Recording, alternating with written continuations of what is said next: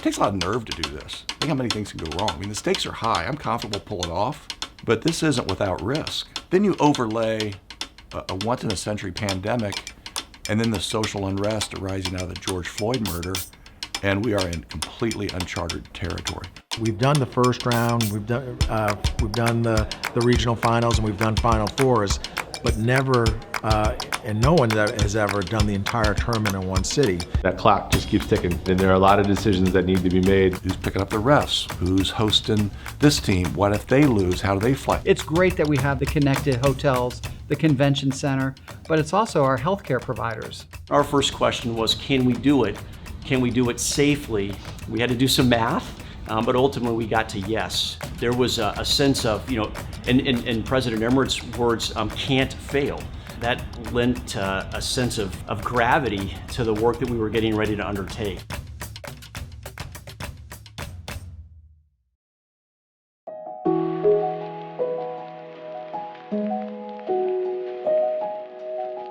Before March 2020, we were expecting to have one of the biggest years in Indianapolis history. COVID really was like hitting a cement wall. The industry was destroyed, if you would, for a lot of people. 155,000 people would work downtown, and that number plummeted down to 20%, at a best case scenario. We were already started planning for the Big Ten tournament, and then conference tournament started dropping. All the ADs were meeting in a very small, confined room in Bankers Life Fieldhouse, which we didn't think twice about, eating pretzels from a common bowl and talking about how the show must go on, and here we go, And then they canceled the whole tournament and the rest of the season. I think when it all happened, we were all sort of in a state of semi-amazement or shock, or like, is this really happening? It was awful. I mean, I had to sit here and look in their eyes and say, you're done.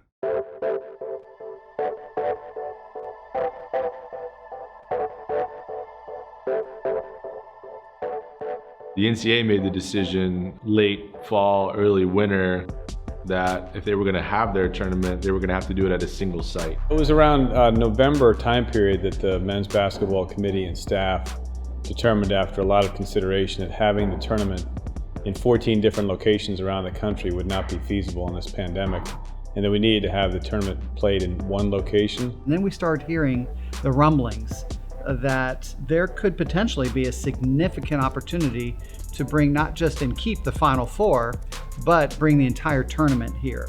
Indianapolis was the preferred location because that's where the Final Four is going to be held. But there were an awful lot of details to work through to see if it would be feasible to do so. It's one thing to host 3 games, it's quite different to host 67 games and 68 teams. You think about November and December, when we're in the thick of the pandemic surge. And so we all were scratching our heads, and yet the NCAA announced San Antonio for the women. And we're like, okay, they like this bubble mentality. So we took the entire month of December and into early January to finalize those details, and then announced, I think just after the first of the year, I believe January 1st, that the entire tournament would indeed be held in Indy. That was certainly a great moment that I knew, while very challenging and that everyone understood we had a lot of work ahead of us. It is an exciting time for our city. It's just fitting that this was the year we were supposed to host the Final Four. The NCAA's in our backyard. We have these amazing venues that are well connected, staffed with incredible event professionals, and it's our sport. Basketball, we often say, might have been born elsewhere, but it grew up in Indiana. It's the almost religious-like reverence people have for the sport, for the games, for the tournaments, the events, our great players, our great coaches, our great teams. Hoosier hysteria is real in Indiana. The history here is long and deep. Great coaches, great players, John Wooden, Larry Bird, you name it, Oscar Robertson, dozens and hundreds and thousands of others. So it is a special place for basketball. There are other places in the country, but I think folks around here would argue that it's more important here than anywhere. We had all of about 3 or maybe 3.5 months to plan for this. I'm comfortable pulling off, but this isn't without risk.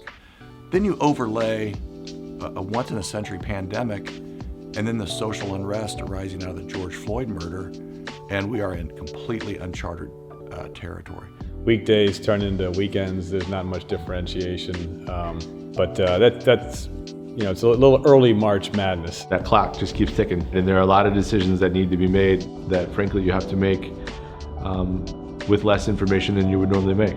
It's a very heavy lift for our staff. Our folks are working really hard to be prepared and to meet all the requirements and the protocols that the NCAA has asked of all the sites. Years and years ago, the leaders on whose shoulders we all stand now as civic organizations made a decision. Let's demonstrate that we can create a downtown that knows how to put on big events and that can build the infrastructure around them with hotels and restaurants, attractions, transportation, sidewalk cleanliness, signage and energy, all of that, and say, whenever it's ready, we'll be ready. Downtown over the last year has almost been like a ghost town. It's not like what it normally is.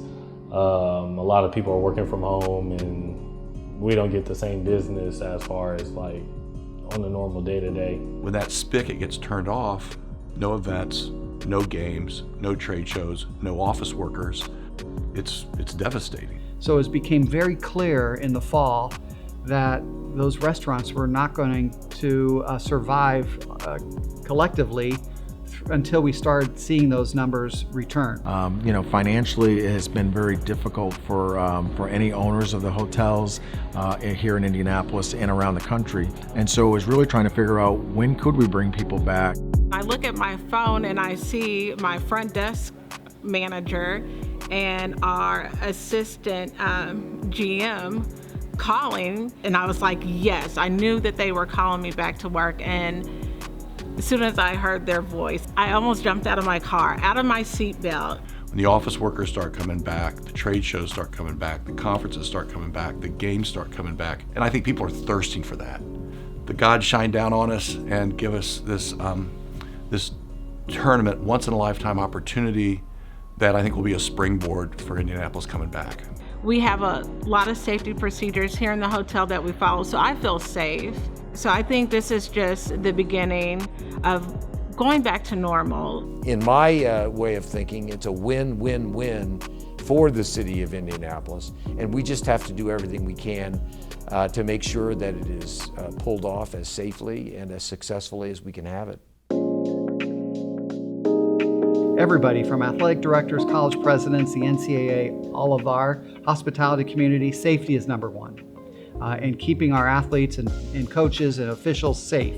Long before the NCAA had the idea of doing this entire tournament here in one location, the Indy Sports Corporation was already thinking about, well, how can Indianapolis emulate what had occurred in Florida with the NBA and the WNBA, where the bubble was created successfully, and to their credit, the Indiana Sports Corporation said, why can't we do that here in Indianapolis? Hotels are self-contained, so teams have their own floor. No guests that aren't part of this effort are staying in these hotels. Teams will eat there. They literally walk across, one of the connectors to the convention center to play, or they hop in a secured van and drive to the venue to play or practice. And so they've done a great job building environmental security, and they also have a very robust testing scheme. People need to pass a certain amount of tests before they're allowed in the bubble. Once they're in, they're part of this testing regime. And so, yeah, and they're thoughtful about everything. Team movements, how close people are, where they eat. They've really gone above and beyond to create a safe environment. Yeah, so we sit now in a molecular diagnostic laboratory in IU Health's pathology lab. This is the laboratory that will perform all of the COVID-19 testing during the tournament. Yeah, our estimates for total testing over the course of this from start to finish is about 30,000 COVID-19 tests will be administered. But what happens when you get a positive result? And there are at least two really important things that happen immediately. The first is, are we sure that that first test was positive? So we'll notify the NCAA of the positive or the suspected positive result, and then immediately that player or that individual will be placed in isolation. pending the final results of these subsequent 2 tests. And then if and as necessary, of course, we'll do a full contact trace, which is there's a piece of technology that's going to help with that. Once the pandemic happened, we really decided to listen to some of the customers that we were working with, and the challenge was accurate contact tracing. One of the first sports clients in the US was the NBA. They used it in the bubble, and then a lot of other leagues started to look at it and say, this really works. It's a very small and lightweight technology. It is about the size of a domino or an Apple AirPods case, so the student athletes or players really don't notice having it on them. What the sensors do is they measure the distance and duration of contacts between users. Being able to look at the data, isolate those people who are at high risk, and then allow the rest of the team to continue playing and ultimately continue to be safe and compete for a championship.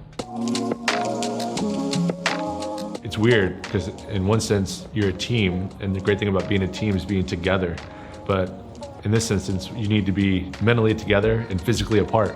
We've asked a lot of our players, our coaches, our entire staff over this last, almost a year now, in terms of giving up those opportunities to really interact regularly and closely with people that matter to them. But I think they also recognize that, hey, this game and the opportunity to play this game at the level they're able to play at means a lot to them personally. It's a hard thing for them to battle through. It's been taxing mentally. You've seen college athletes talk about that. And so we want them to remember when someone says Indianapolis, we want the first thing to come back to their mind would be the time they competed in the tournament during the pandemic and how great it felt under the circumstances. The cancellation last year, that was just so painful and such an empty feeling for those student athletes and coaches and teams that weren't able to participate. So anything that we can do above and beyond to make sure that happens this year successfully is a motivating factor and has been, now for coming up on a year. I think this is the granddaddy of them all, just by the sheer size. Are you kidding me? This was supposed to be at 14 regional places around the country. It's going to be in a handful right here in central Indiana. But now we're going to have these artists and celebrations and gatherings and artist presentations and windows throughout downtown, and that energy of where sports meets arts, meets performance, meets kind of civic connections, all of that will be for not just the fans who are coming here with their teams, but our locals.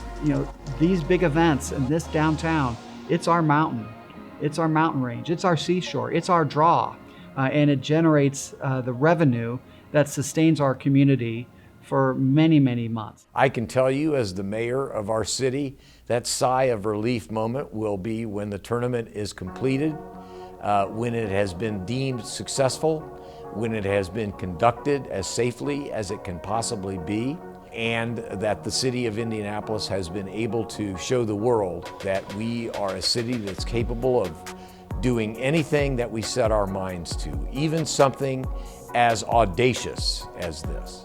Right up until that moment, you're working hard to make sure that everything is just right. But when that ball goes up, then you take a little bit of a sigh of relief and say, oh, we did it. We're here, let's play. Let's enjoy the games now and let these players do what they're best at. Is sports necessary? Is it going to is it going to save lives? And sometimes I have to answer, yeah, it is, because it's a great unifier. It's what is the psyche that connects us all. Whether from a CEO to a custodian, there's high fives going on when your team wins. And Indianapolis gets this. We are going to deliver. We'll do this time and time again, and it's who we are. It's our DNA.